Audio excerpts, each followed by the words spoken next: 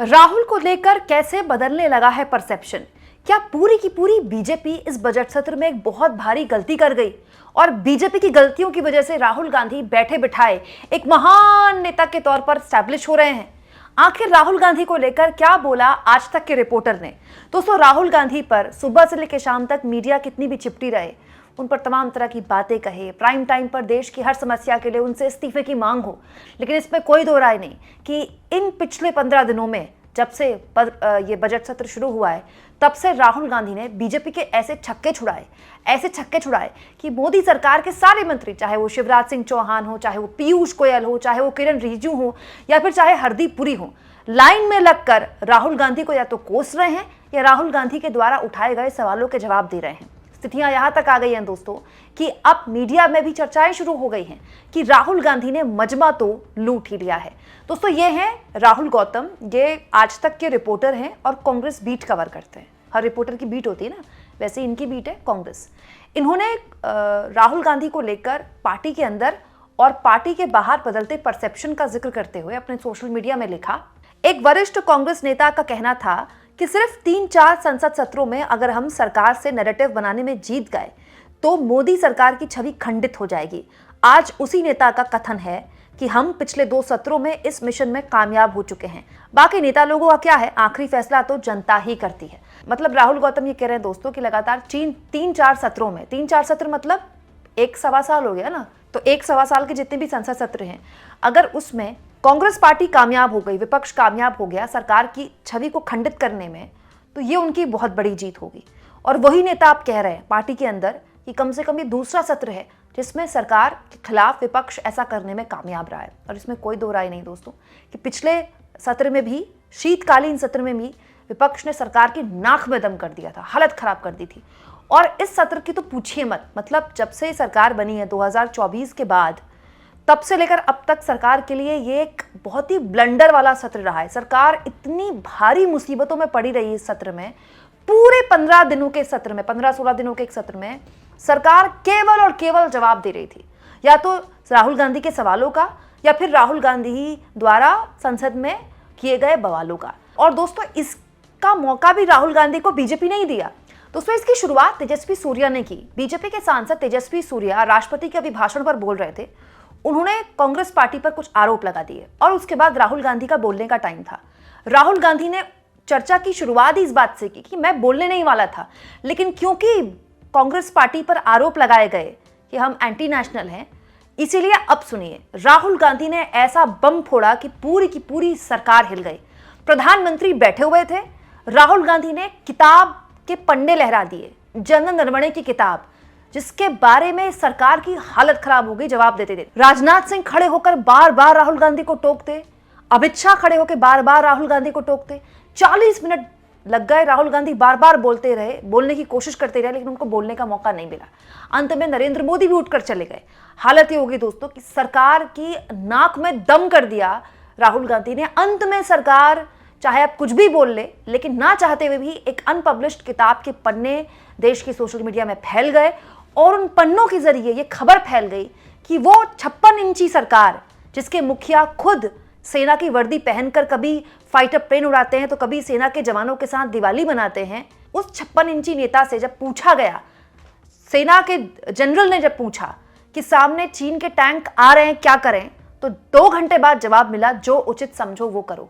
ये एक ऐसा नैरेटिव था दोस्तों जिसने बीजेपी को बहुत नुकसान पहुंचाया, लॉन्ग टर्म नुकसान पहुंचाया। क्यों? क्योंकि अभी कुछ महीनों पहले ही ऑपरेशन सिंदूर जब चल रहा था और हमारी सेना ने दोस्तों पाकिस्तान की गर्दन मरोड़ दी थी, बस उसी वक्त अचानक से खबर आ गई कि सीज फायर हो गया, और वो खबर भी ट्रंप ने दी। और उसके बाद जो कुछ भी हुआ है वो सब जानते हैं दोस्तों। उसके बाद ये दूसरा एक मामला बन गया जिसमें स्थापित करने में विपक्ष कामयाब रहा, कांग्रेस पार्टी कामयाब रही कि इनसे जब फैसला लेने के लिए बोला जाता है तो ये अपनी जिम्मेदारी से पल्ला झाड़ लेते हैं और सेना के ऊपर डालते हैं जिम्मेदारी कि जो उचित समझो वो करो।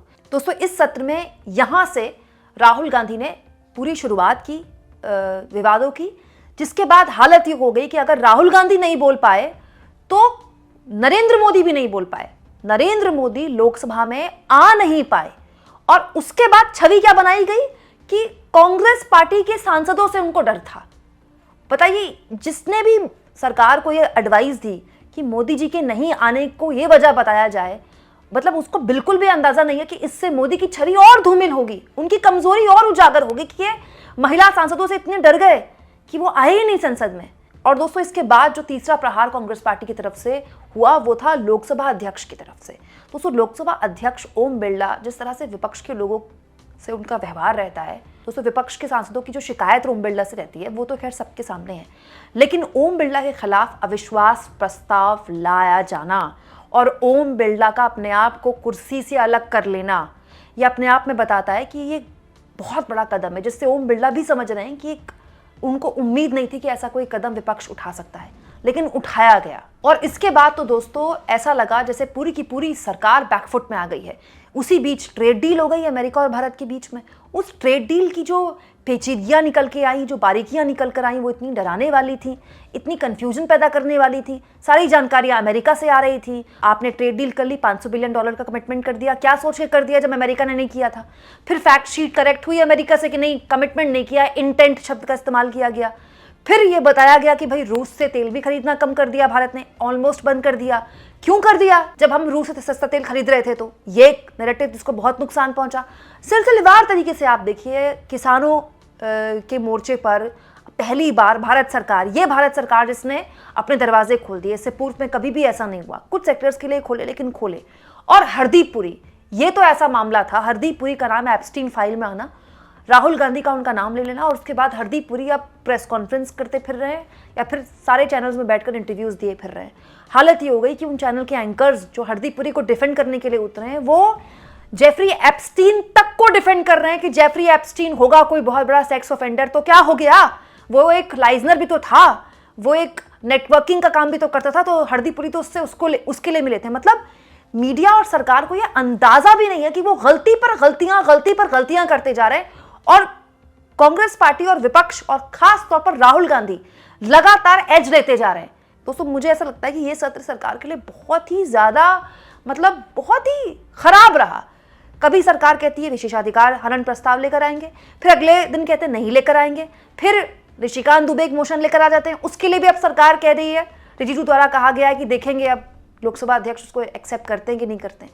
यह बताता है कि पूरा का पूरा सत्र जो है वो हर लिहाज से राहुल गांधी के नाम रहा। मजमा जो है वो राहुल गांधी लूट कर चले गए।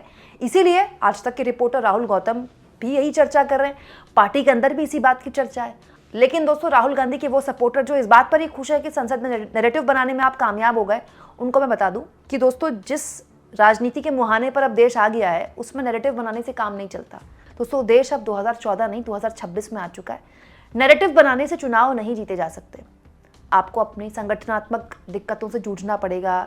एक नेता के तौर पर आपको 24/7 अवेलेबल होना पड़ेगा। सरकार पर ऐसे ही अग्रेसिव होना पड़ेगा। संसद के सत्र का इंतजार नहीं करना पड़ेगा। अपने आप को इस लायक बनाना पड़ेगा कि आप चुनाव जीत सके। एंड ऑफ द डे आपको चुनाव जीतने ही होंगे और तमाम तरह की दिक्कतों से भी बाहर आना होगा। लेकिन फिर भी राजनीति परसेप्शन का अगर खेल है, जो कि बोला भी जाता है और सही भी है, तो दोस्तों इस पे कोई दो राय नहीं कि इस परसेप्शन की राजनीति में राहुल गांधी फिलहाल न केवल नरेंद्र मोदी बल्कि पूरी की पूरी सरकार पर भारी पड़ रहे हैं। सारे सरकार के मंत्री लाइन से लगकर केवल और केवल राहुल गांधी को जवाब दे रहे हैं। सरकार के मंत्री तो छोड़िए, जो अलग अलग राज्यों में प्रवक्ता लेवल के लोग हैं, वो भी इस वक्त राहुल गांधी को ही जवाब दे रहे हैं। राहुल गांधी ने सबको लाइन से लगा दिया है। आपको क्या लगता है दोस्तों? कमेंट बॉक्स में जरूर लिखें और जितना हो सके चैनल को शेयर भी करें और सब्सक्राइब भी।